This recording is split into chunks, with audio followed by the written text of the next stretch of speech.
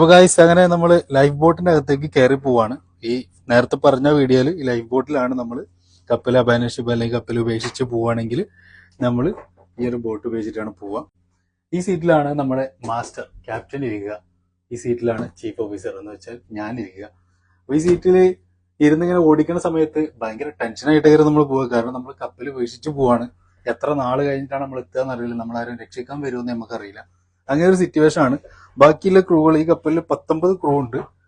ഈ 19 ക്രൂകളും ഇരിക്കണ ഓരോ സീറ്റിന്റെ പൊസിഷനാണ്. ഓയിലർ, അതുപോലെ തന്നെ AB, അങ്ങനെ ഓരോ പൊസിഷൻ ഇതിലുണ്ട്.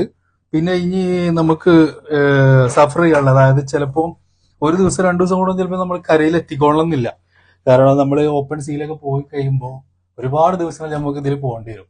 അപ്പൊ അങ്ങനെ നിൽക്കുന്ന സമയത്ത് നമുക്ക് ഇതിൽ ചായയോ അല്ലെങ്കിൽ ഇടയ്ക്കൊന്ന് ചായക്കടയിൽ നിർത്തിയിട്ട് ചായ കുടിക്കാനുള്ള ഒരു ഓപ്ഷനോ കാര്യങ്ങളോ ഒന്നുമില്ല. നമുക്ക് ജസ്റ്റ് ജീവിക്കാൻ ഊർജം കിട്ടാനുള്ള മാത്രം കുറച്ച് സാമഗ്രികൾ ഇതിലുണ്ട്. ജസ്റ്റ് ഒരു ഗ്ലൂക്കോസ് പോലുള്ള ബിസ്ക്കറ്റ്, അതുപോലുള്ള ഒരു വാട്ടർ പകരം കാണിച്ചു തരാം, വായു. അപ്പോൾ നമ്മൾ ആ ഒരു സഫർ ചെയ്യാനുള്ള സാമഗ്രികൾ ഒന്ന് നോക്കുകയാണ്. ഇതിനകത്താണ് സംഭവങ്ങളൊക്കെ. അവിടെ നിൽക്കാൻ ഭയങ്കര റിസ്ക് ആണ്, കാരണം ഇത് ഇങ്ങനെ ചരിഞ്ഞിട്ടാണ് നിൽക്കുന്നത്. ഒരുപാട് കാലമായി ഇടയ്ക്ക് നമ്മൾ ഈ സർവേക്ക് വേണ്ടിയിട്ട് ഇങ്ങനെ ചെക്ക് ചെയ്യുന്നതാണ്. അപ്പോൾ സർവേന്റെ ഭാഗമായിട്ട് ചെക്ക് ചെയ്യാൻ നമ്മൾ എടുത്തതാണ്. അപ്പോൾ ഗൈസ്, ഇതാണ് കുടിക്കാനുള്ള വെള്ളം, ഡ്രിങ്കിങ് വാട്ടർ. നമ്മൾ എന്നാണ് കരയിലെത്തുക എന്നുള്ളത് നമുക്കൊരു ഐഡിയ ഉണ്ടാവില്ല. നമ്മളങ്ങനെ പോയിക്കൊണ്ടിരിക്കാവും. അപ്പോൾ ഇതിനൊരു ലിമിറ്റ് ഉണ്ട് നമുക്ക് കുടിക്കാനൊക്കെ. വെള്ളം കിട്ടിയാലോ എന്ന് വെച്ചാൽ ഉടനെ മടമടാന്ന് കുടിക്കാൻ പറ്റൂല. ഒരു ലിമിറ്റ് വെച്ച് കുടിക്കാം. അതുപോലെ തന്നെ നമുക്ക് റേഷനാണിത് നമുക്ക് കഴിക്കാനുള്ള, അതായത് ചോറ്, കറി, ഇങ്ങനത്തെ കാര്യങ്ങളൊന്നും ഇതിനുണ്ടാവില്ല.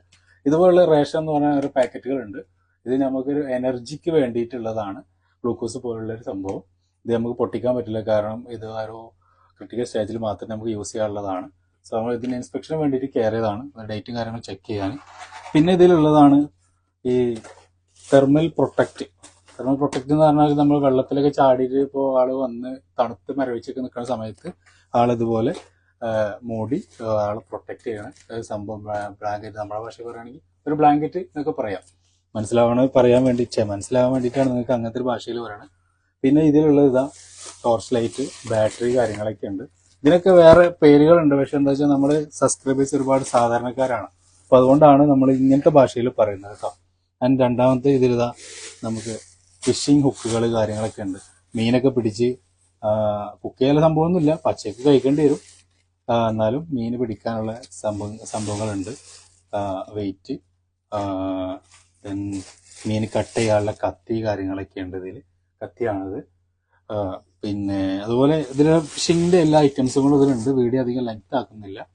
ഓക്കെ, അടുത്ത എന്താ ഇതിലുള്ളതെന്ന് കാണിച്ചു തരാം. ഒരു ബക്കറ്റ് ഉണ്ട്.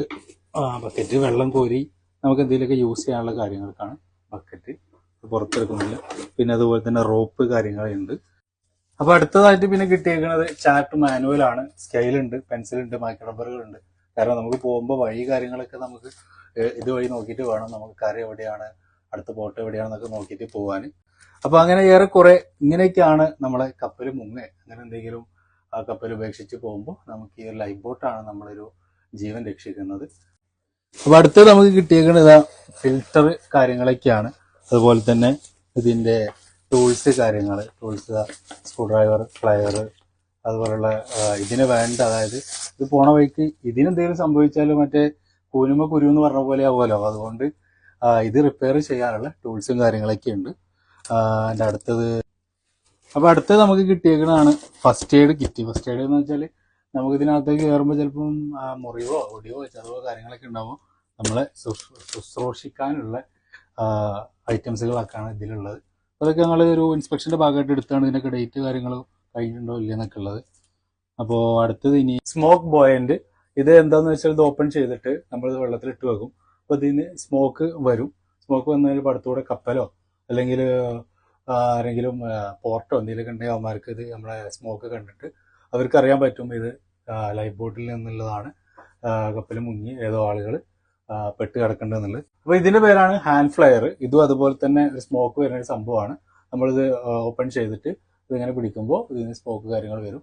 അപ്പോഴും അടുത്തുകൂടെ കപ്പലൊക്കെ പോകുമ്പോൾ നമുക്ക് അവർക്ക് നമ്മൾ ഫൈൻഡ് ഔട്ട് ചെയ്യാൻ, കാരണം നമ്മൾ ഒച്ച എടുത്താലോ കാര്യങ്ങളൊന്നും ചിലപ്പോൾ അവർ കേൾക്കുന്നില്ല, അല്ലെങ്കിൽ VHF വിളിച്ചാൽ ചിലപ്പോൾ കേൾക്കാൻ സാധ്യതയില്ലെങ്കിൽ ഇതുപോലെ എന്തെങ്കിലുമൊക്കെ സ്മോക്ക് കാണിച്ചു കഴിഞ്ഞ് അവരുടെ ശ്രദ്ധ നമുക്ക് നമ്മളിലേക്ക് വരുന്നതാണ്. അപ്പോൾ അടുത്തതാണ് റോക്കറ്റ് പാരച്യൂട്ട്. ഇത് നമ്മൾ തുറന്ന് വിട്ട് കഴിഞ്ഞാൽ നേരെ അത്യാവശ്യം ഹൈറ്റിലോട്ട് പോകും. ഹൈറ്റിലോട്ട് പോയിട്ട് പാരച്യൂട്ട് വരെ ഇങ്ങനെ താന്ന് വരും, ഒരു ലൈറ്റ് സിഗ്നലായിട്ട് ഇങ്ങനെ താന്ന് വരും. അതും ഈ ഷിപ്പിംഗ് അല്ലെങ്കിൽ സീമാനിലൊക്കെ അവർക്ക് കാണുമ്പോൾ പെട്ടെന്ന് മനസ്സിലാവും ഇതൊക്കെ ഇതിന്റെ സിഗ്നലാണെന്നുള്ളത്. അപ്പോൾ ഏകദേശം ഏറെക്കുറെ ഇതൊക്കെയാണ് നമ്മുടെ ലൈഫ് ബോട്ടിന്റെ അകത്തുള്ള സാമഗ്രികൾ. അപ്പൊ എന്നോട് ഒരുപാട് പേര് ചോദിച്ചിട്ടുണ്ടായിരുന്നു, നമ്മൾ ഈ കപ്പലൊക്കെ മുങ്ങാൻ പോവുകയാണെന്നുണ്ടെങ്കിൽ എന്താ ചെയ്യുക, എന്തെങ്കിലും രക്ഷപ്പെടാൻ എന്തെങ്കിലുമൊക്കെ വഴിയുണ്ടോ എന്നുള്ളത്. അപ്പോൾ ഇതാണ് നമുക്ക് കപ്പൽ മുങ്ങിയ ലാസ്റ്റ് രക്ഷപ്പെടാനുള്ള ലൈഫ് ബോട്ട്. ഇതിനാണ് നമ്മൾ ജീവൻ കൊണ്ട് ഓടി രക്ഷപ്പെടുക. അപ്പോൾ എന്തായാലും ഏറെക്കുറെ വീഡിയോ എല്ലാവർക്കും ഇഷ്ടപ്പെട്ടു എന്ന് വിചാരിക്കുന്നു. വീഡിയോ ഇഷ്ടപ്പെട്ടാൽ ഒന്ന് ലൈക്ക് ചെയ്യുക, മറക്കാണ്ട് ഒന്ന് സബ്സ്ക്രൈബ് ചെയ്താൽ ബെല്ലൈക്കനൊക്കെ ഒന്ന് അടിച്ച് പൊട്ടിക്കുക. അപ്പോൾ ഏറെക്കുറെ it's me Rashiq the sailor. Bye bye.